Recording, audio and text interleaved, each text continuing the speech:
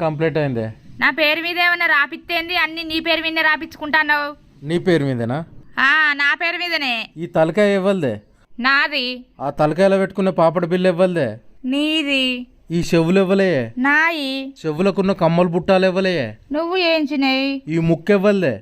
నాది. ముక్కుకుండే ముక్కెరవ్వలదే. నువ్వు కొన్నది.